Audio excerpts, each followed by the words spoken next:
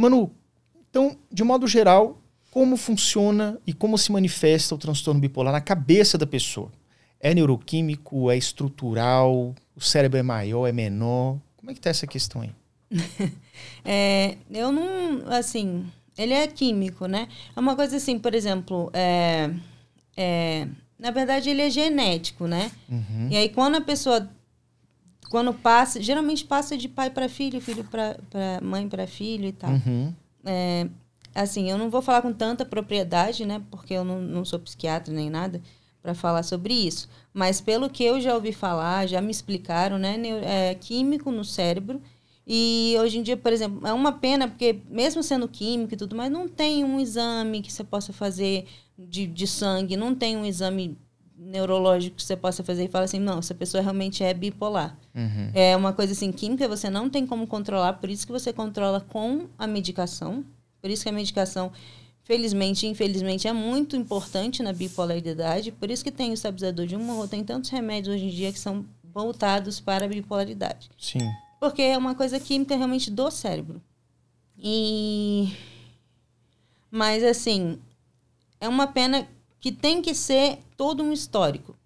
Agora, a dificuldade, eu acredito, dos psiquiatras para fazer o diagnóstico, por isso que às vezes demora tanto tempo, por exemplo, se a pessoa não tem um familiar próximo, se a pessoa está morando mais sozinha, então é mais sozinha, como é que a pessoa vai explicar que ela está se sentindo mal? Porque, por exemplo, quando eu ia com a minha família, eu falava assim, doutora, eu tô ótima. Por exemplo, estava na hipomania ou na mania, doutora, eu tô ótima. Eu não tinha essa percepção de que eu não estava bem. Porque tem toda essa euforia, né? Esse sentimento que a gente estava falando de superpoderes, né? Que na nossa cabeça tem isso. É um sentimento nosso de superpoder. Então, se a pessoa é sozinha, como é que faz? Meu pai, minha mãe, minha irmã iam lá e falavam, olha, ela não está bem. Então você achava que estava bem, mas as pessoas ao seu redor sabiam que você não estava bem. Isso, dá para enxergar que a pessoa está falando rápido demais, que a pessoa está com muitas ideias, que ela não está dormindo, que ela está dormindo um pouco e acordando com uma força, nossa, esqueci. Uma animação, uma animação sabe? maior. Ela tipo, tá super disposta, uma disposição Isso, maior. obrigada. Entendi. A pessoa acorda disposta, a pessoa está falando muito, a pessoa pensa rápido demais, ela fala rápido demais, ela começa a ter essas imprudências, se bebe, começa a beber mais, para tentar... eu tô bebendo para me socializar melhor, não sei o quê. Aí começa a colocar na cabeça que é para socializar, mas na verdade é a impulsividade que está tendo por conta dessa mania de superioridade, mania de grandeza. Então na verdade tem vários sintomas, né, da mania, por exemplo. Se você botar na internet, por exemplo, assim, se você botar, tem vários sintomas que você pode ter só em uma crise de mania. Então, são vários sintomas, assim. Então, por exemplo, eu tinha praticamente todos os sintomas. Então, para mim, foi ridiculamente fácil quando a doutora viu que eu era bipolar.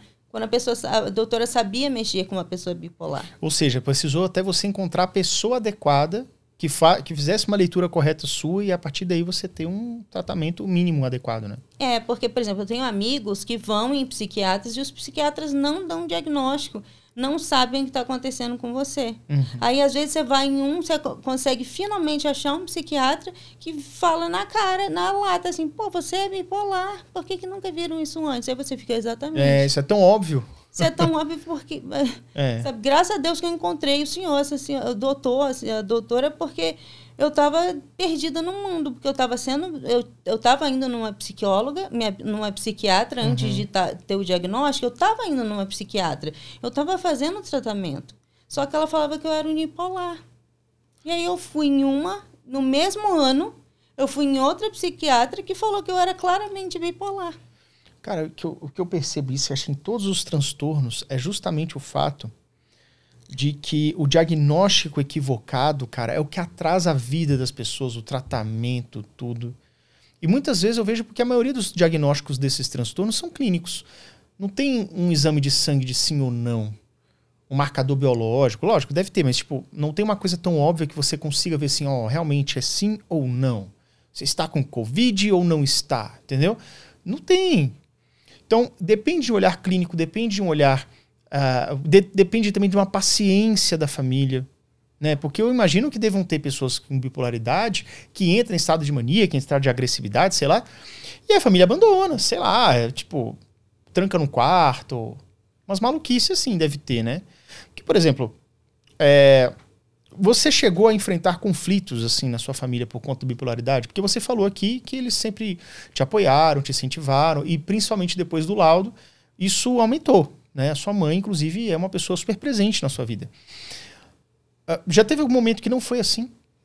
Assim, quando eu estava, por exemplo, na depressão, é nítido, né? Quando você está depressivo, não tem o que falar. Sim. Agora, quando você está na hipomania, na mania, por exemplo, eu não estava falando da coisa da irritabilidade, eu ficava muito, muito irritada. E quando a gente está irritado, até conversando normal, está estressada, irritada, com quem ela fala mais? Quem ela desconta? Na família que tá no perto. marido, na mulher, ou então no pai, na mãe, na irmã. Então, eu falava muito com eles. Eu era muito grosseira nessas fases, né? Que não duravam muito tempo. Mas tinha minhas fases de irritabilidade. Então, eu era grosseira, eu dava patada em todo mundo, eu era ríspida. E ninguém entendia, sabe? Eu tinha, às vezes, uma raiva, sabe? Que eu não conseguia conter, assim. Então, Então, você era um negócio que você... Era difícil de conter. Então, e tinha motivo? Tinha algum gatilho? Ou você simplesmente acordava assim, estou com raiva da minha mãe? Sim. Eu simplesmente tinha uma irritabilidade e eu ficava com raiva. Quando acontecia alguma coisa, então, que eu precisava mesmo, que às vezes alguém faz uma coisa que te deixa irritado, né? Sim. Imagina você já está irritado, a pessoa te faz uma coisa para você ficar irritado. Aí você fica realmente grosseiro, dá patada, xinga. Sabe? Eu não fui muito de xingar, mas uma vez eu mandei minha mãe se fuder. Ela nunca se esqueceu e eu não lembro de nada. Eu também tenho lapsos então de memória. Olha, uma vez eu tive um surto. Não tem um laudo pra isso, não tem um CID pra isso. Foi um surto assim, cara. Eu tava em pré-burnout e teve uma situação com uma funcionária minha que ela me falou uma coisa, eu discordava. E aí eu lembro que eu fiquei muito exaltado. Entendeu? Não foi presencial, não. Foi tipo assim, eu ouvi um áudio e fiquei exaltado em casa. Não foi presencial nem nada, mas eu fiquei assim, muito estressado, como se fosse uma coisa extremamente grave. E não foi. Tem muitos anos isso.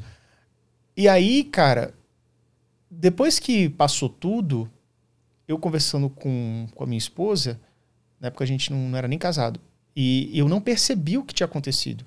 É tipo assim, eu fiquei extremamente chateado com uma coisa, revoltado, assim, fiquei assim, ruminando aquilo ali, e depois, quando esfria, eu não percebo que aquilo me afetou tanto. Então, às vezes, você fica um pouco cego para perceber como você está reagindo mal às coisas. Você tem uma irmã gêmea.